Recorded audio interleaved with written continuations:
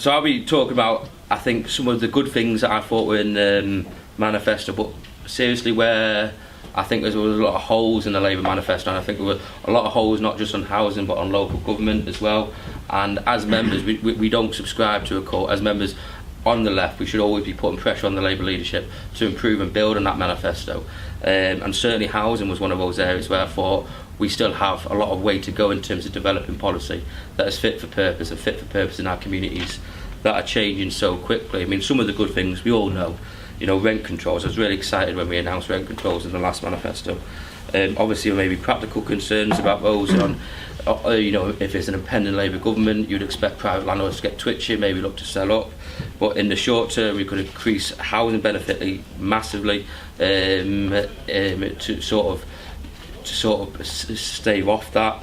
But we have to look at forcing councils across the north and across the country really to enforce rent controls. And you look at places like Manchester now, where you have wholesale gentrification. Places in the northern quarter for a one-bedroom apartment, you're looking at £800 a month. And who from that community, if they still live in that community, can afford to live there? And obviously building council houses again, we all know that was a central pillar of Labour's manifesto. And in answer to a question in the title of the meeting, we do have a broken system, and the issue of road landlords are everywhere, not least in our towns and cities. But where can we go much further? Well, first of all, there was a lot of talk about council houses and housing associations. I would like the Labour manifesto, the next Labour manifesto, to completely do away with housing associations altogether, bringing all services back in-house. We weren't clear on that in the last manifesto. There's the issue of accountability. I speak to a lot of older councillors that have been councillors a lot longer than I have. I always say councillors are like retired boxers who just don't know when to give in, and you keep on coming back for more. But they'll tell me, when the councils that they were members of actually ran council houses, built council houses, and provided service for council tenants. If you wanted a new sink, you would see your councillor, and the councillor would get you a new sink. And those people, those tenants in those properties would remember that councillor got them a new sink or a new door at election time. So there's that direct link. And of course, housing associations aren't really accountable. We all know it was brought in by the last Labour government as a way, I think, of keeping money off the books. Obviously, we wanted to drastically improve housing and stock. We didn't really add to it. And obviously, house building slumped to all-time lows, never seen before since Thatcher. And even now, housing associations are doing the best, certainly in my neck of the woods, and that other neck of the woods, to keep councillors and public accountability at arm's length.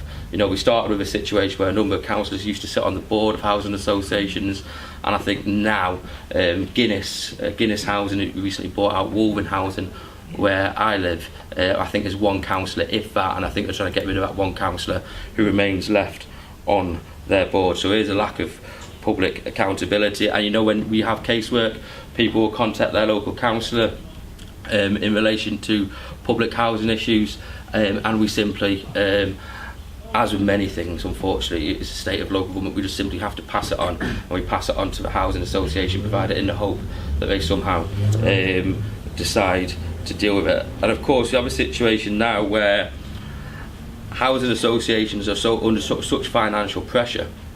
A lot of the houses they're building are only houses at 80% of market rent. I mean, what a load of BS, quite frankly. We have a housing crisis, people unfortunately unable to get onto the ladder, and are building a lot of houses that are merely 80% of market rent and nothing else. And the future looks bleak. So, like I said, I think one of the commitments would be to do away with housing associations altogether and bring all housing back in-house. I think we should have a policy of enforcing councils to have a compulsory private landlord register. It's something that the Labour group in opposition in Cheshire East has been pushing. I mean, what will that look like? Well, Liverpool City Council has already done that. I think that was a progressive move. I'd like to see other councils in the North West doing something similar. You could even make it a bit quirky, like rate your landlord system, so tenants can actually go online and actually make clear if they've got problems with their landlords, what problems they've had with their landlords. Because we do have a landlord register currently in Cheshire East, but funnily enough, it's not compulsory, so only the good landlords in the private rented sector actually do register to go on the landlord register, which is few and far between. Of course, I think we should end right to buy, or at the very least have a one-for-one replacement, so every house that is taken out of public housing stock, there is a commitment that revenue will be of course used to build another council house. Because let's remember, when Thatcher did sell a lot of the council houses, the central state swallowed that revenue, and none of the money was actually reinvested in local communities to build more council houses.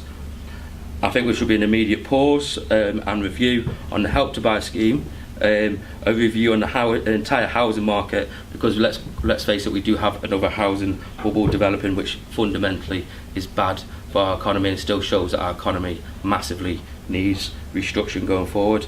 I think it was mentioned in the manifesto, but we do need fixed definitions on the word affordable. I've been in many meetings as a councillor over this last 3 years where the word affordable for private developments is bandied around. You ask councils, council leaders, council officers what the word affordable means, and they give you this blank, this blank look, as if we really don't know what we're talking about, because really the government hasn't set the parameters. I think the council, something should be added into, in terms of, we don't just want wholesale, we want regeneration of areas of course, but the answer sometimes, because a lot of housing stock is in good shape in some places, it's not always run down. We have to give councils the ability, the cash to buy and renovate empty properties, so that can also add to the council housing stock, not just building new homes. I think one of the wider issues I think we should be looking to do, to making sure we enshrine any progress made under the next Labour government, is to establish a Bill of Rights where housing fundamentally is a human right enshrined in law. One of my big passions, and I know it's quite a boring topic but quite important in my mind, is, and I do get on my hobby horse on this, is bungalows. I think it's a massive issue. I want to see more bungalows. It's an issue we're not really talking about a lot. We have obviously live in an ageing society. It's a strain on our social care, which hopefully the next Labour government will deal with. But private developers, when they're building these new estates, simply aren't building bungalows. So we should be forcing private developments to build a certain percentage of bungalows on any new housing estate. A lot of people, as they get to old age, sometimes want to stay in their own home, and there has to be bungalows available. I mean, in my hometown now, certain estates that do have private bungalows, the demand is so high. People in their 40s, 50s and 60s, sometimes when the kids move out or manage to move out if they do, are looking to move into bungalows. And it was surprisingly an issue that even the Tories in my neck of the wood agreed with. And we should be looking to build more bungalows. There was a recent Guardian article about it, if you do Google it online. One of the big things, and I think Labour's policy will do this, but we have to go further, is ending the stigma around social housing. Social housing and what's remaining of council estates have been to what's become known as sometimes sink estates. We need a sense of rebuilding communities where people out of work, in work, doing professions, are living on council estates again. So there's a mix, and I think that's good generally for community cohesion. And obviously, a very British problem, which was encouraged by Thatcher, is ending the obsession with home ownership. There needs to be an end to a stigma in terms of not owning your own home, but obviously with that, rent controls will obviously help. I think part of the British psyche in terms of the thinking of owning your own home is because care costs are so high. To have that asset in your ownership will help offset the cost of care if you do need to move into care in old age. And I know something that's affected my family is my granddad has been unfortunately diagnosed with dementia, is using the revenue from the house in order to pay for his care. So we deal with that problem. Hopefully that could be one of the solutions to dealing with the obsession of home ownership. I mean, there's obviously a vast array of other issues we have to go further on. We have to give real powers and devolution to local government. Again, I think local government, as I mentioned at the start, is one of those areas where the Labour Manifesto didn't really say much.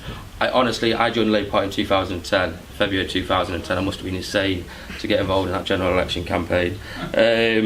But if I go into another local election campaign and the central party is putting out a strapline of Save Our NHS, I think I'm going to put a bullet in my own head, because honestly, it's just, we all agree we need a campaign. We all are campaigning in our own ways in our community on saving the NHS, for example, but we need to be talking about the real issues affecting people in our local communities.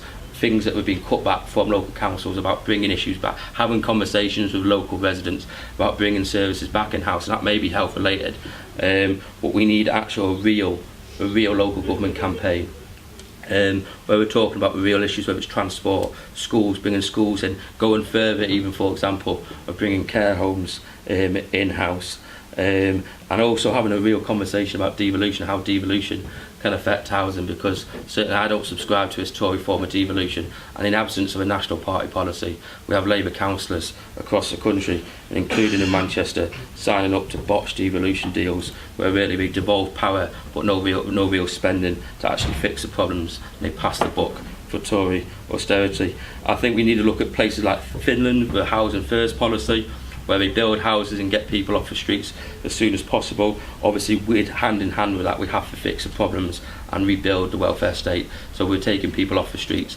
Immediate care and support needs to be given for those who need it if they're suffering from addiction or alcohol dependency or any manner of issues.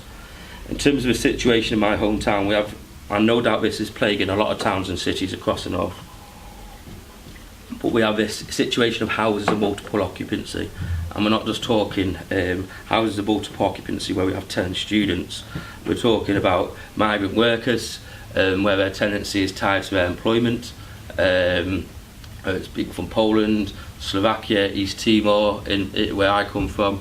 You'll have in a normal terraced house being renovated by a landlord, which is unfortunately passed through the planning committee at Cheshire East. 10 in a house, even more sometimes, because you'll have 10 sleeping during the night, whilst the other workers are out on the night shift, and the other workers coming back from the night shift replacing them in the beds whilst the others go to work.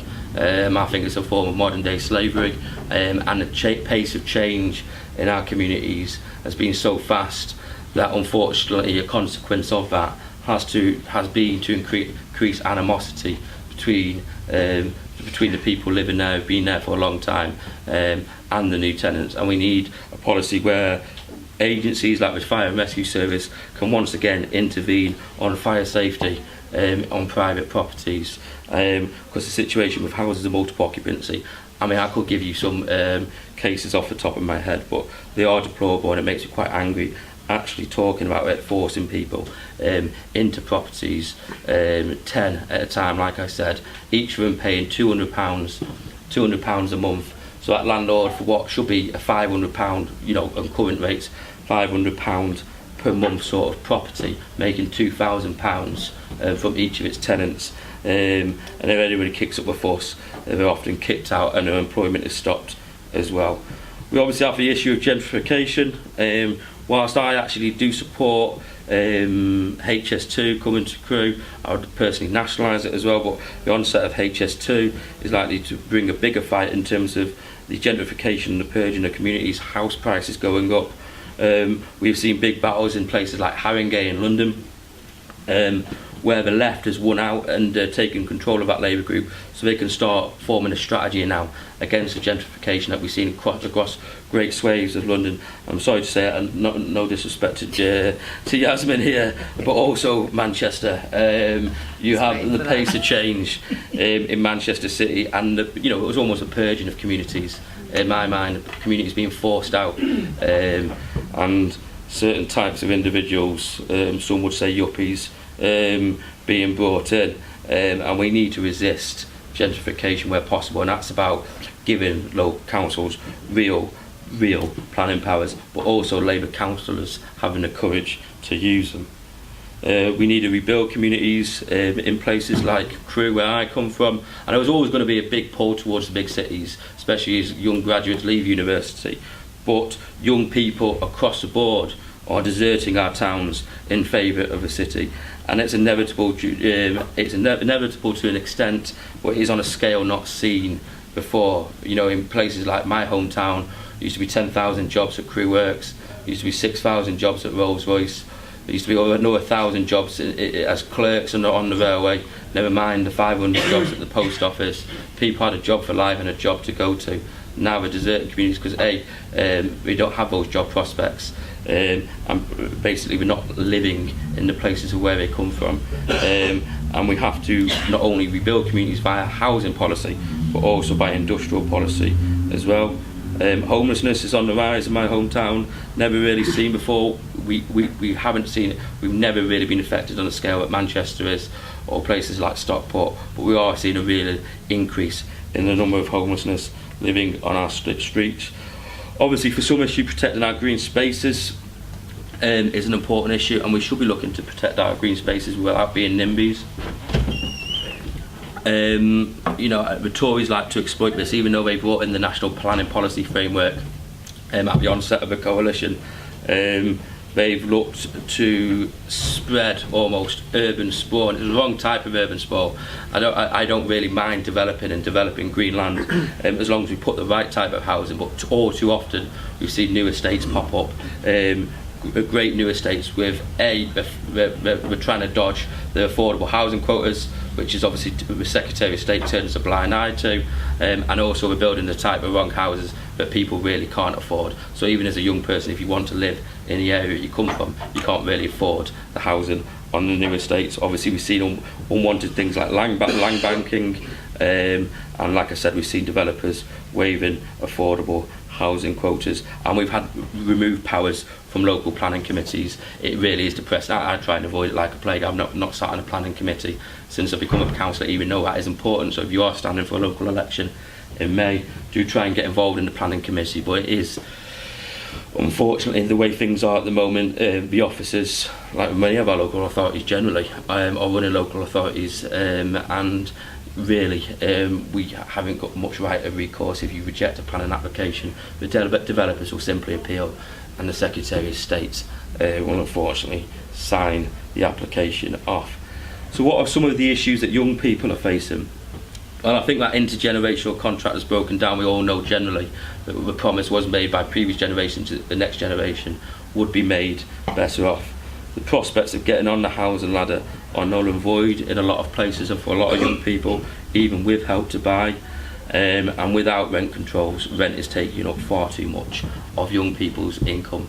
And we're seeing it in places that I thought I'd never see it. You know, even in places I'm familiar with, places like Salford and Greater Manchester, you're paying £600 a month for a 2-bedroom property in Langworthy.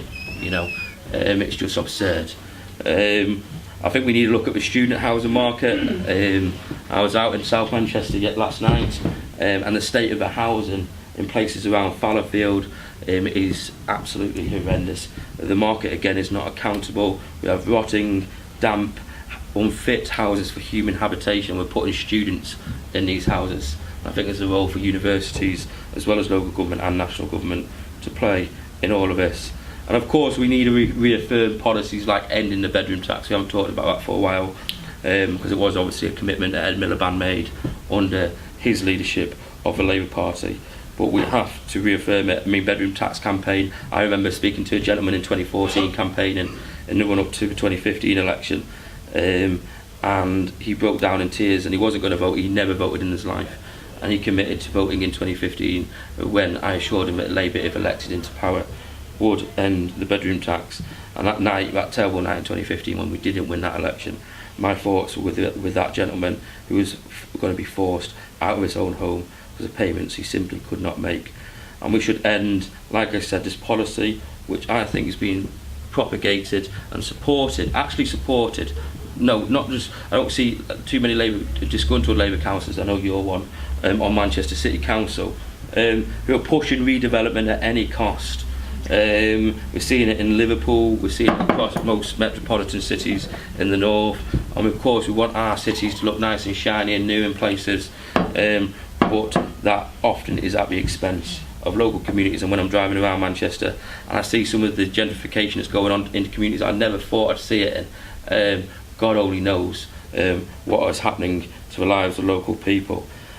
I'll wrap it up there. Happy to answer any questions after we've heard from the next two wonderful speakers, but other than that, thank you for listening to me, and hope you buy the Morning Star after the event and do get involved. Cheers.